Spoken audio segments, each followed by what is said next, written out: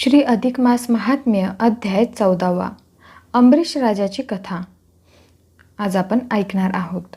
भगवान म्हणाले, लक्ष्मी, दुर्वास ऋषींनी इंद्राची खूप समजूत घातली, पण इंद्र पुन्हा पुन्हा विनवणी करू लागला की मुनिवर्य, तुम्ही त्या अंबरीश राजाकडे एकदा जावं आणि पाहावं तरी काय काय होईल ते. मग दुर्वास ऋषींना नाही म्हणवेना.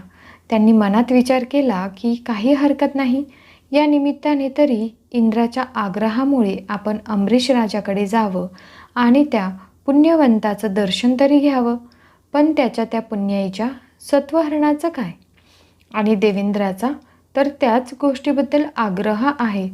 पाहूया तरी पुढं काय होईल ते. अधिक महिना चालू होता. अंबरीश राजाने नेहमीप्रमाणे द्वादशीचं व्रत केले होते, पण दशमीला फक्त एक वेळ भोजन, एकादशीला संपूर्ण कडक उपवास आणि द्वादशीला सूर्योदयापूर्वी पारणे म्हणजे त्या साधन द्वादशीला ब्राह्मणांची सहस्र भोजने. दुर्वास मुनींनी ती संधी साधून एकादशीच्या रात्रीच आपल्या 8 सहस्र शिष्यांसह अंबरीश राजाच्या राजवाड्यात प्रवेश केला. तो एवढ्या संख्येचा समुदाय आणि स्वतः दुर्वास ऋषी आलेले पाहताच अंबरीश राजा आनंदाने म्हणाले, आज माझा भाग्योदयच झाला. इतकी सहस्र भोजने मला साधन द्वादशीच्या पारण्याला घडणार. ऋषीवर्य, आपले थोर उपकार आहेत. आगत स्वागत आटोपले, विश्रांतीची व्यवस्था झाली.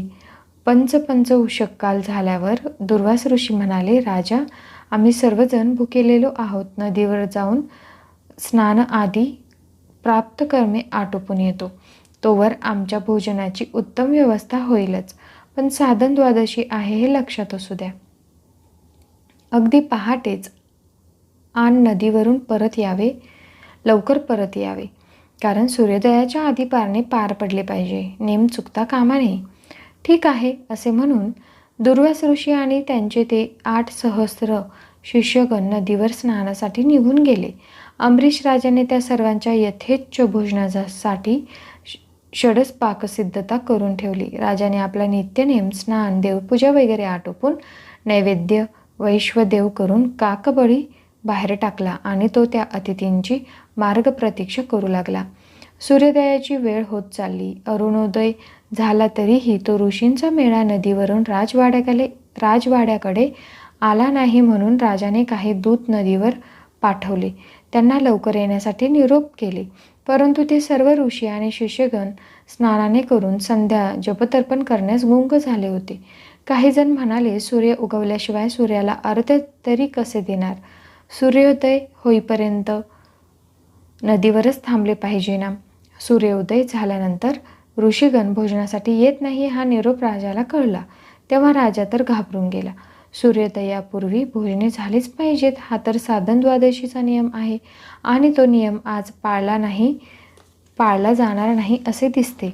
आता काय करावे? राजाला मोठी काळजी लागली. बरे, आपण भोजन अगोदर घेऊन द्वादशी साधावी, तर दुर्वास ऋषी भलतेच रागीट आहेत, ते शाप देतीलच. व्रताचा भंग होऊ नये म्हणून आता काय करावे याचा विचार करता करता राजाला एक उपाय सापडला.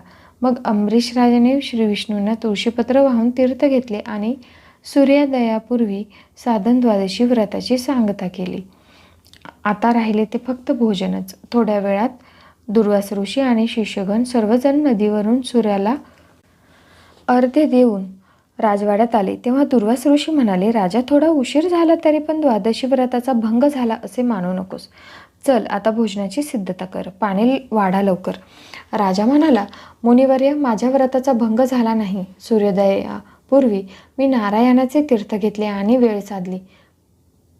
आता चला, आपण सर्वजण भोजन करा. काय, तू तीर्थ घेऊन द्वादशी व्रत पूर्ण केलेस?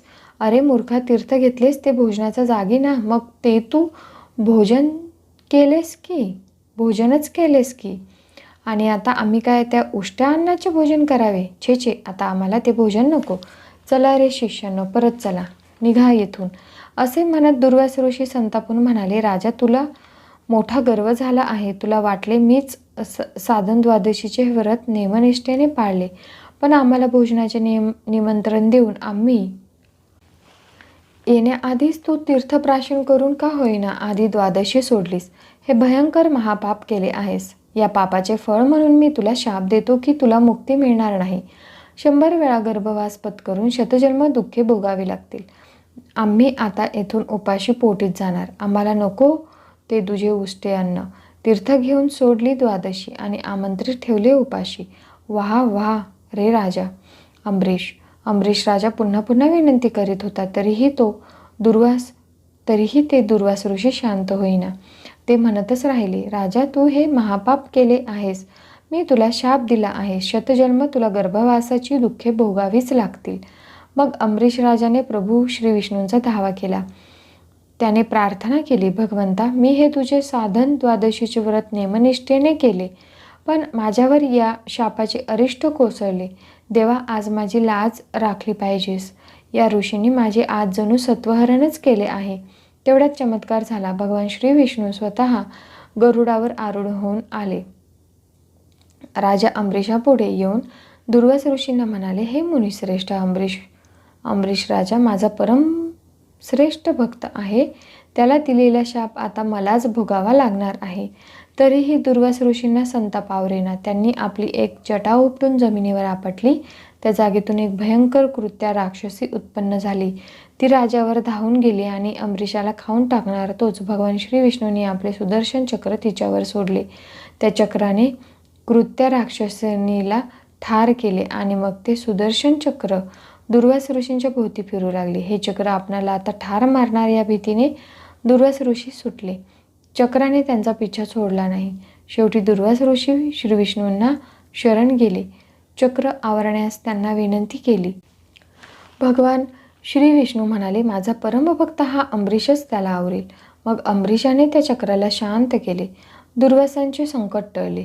त्यांनी क्षमा मागून मग द्वादशीचे भोजन करून आपला शाप मागे घेतला. श्री विष्णू म्हणाले, लक्ष्मी अशी आहे अंबरीश राजाच्या भक्ती सामर्थ्याची कथा. पुढे 15व्या अध्यायात एक वेगळीच कथा मी तुला सांगणार आहे. ती तू शांतपणे ऐक. येथेच 14वा अध्याय समाप्त होतो. तुम्हाला कशी वाटली कथा नक्की मला कमेंट करून सांगा. तसेच कमेंट बॉक्समध्ये ओम नमो भगवते वासुदेवाय नमः टाईप करायला अजिबात विसरू नका. आणि व्हिडिओ आवडला असेल तर नक्की एक लाईक आणि शेअर करा. धन्यवाद. ओम नमो भगवते वासुदेवाय नमः.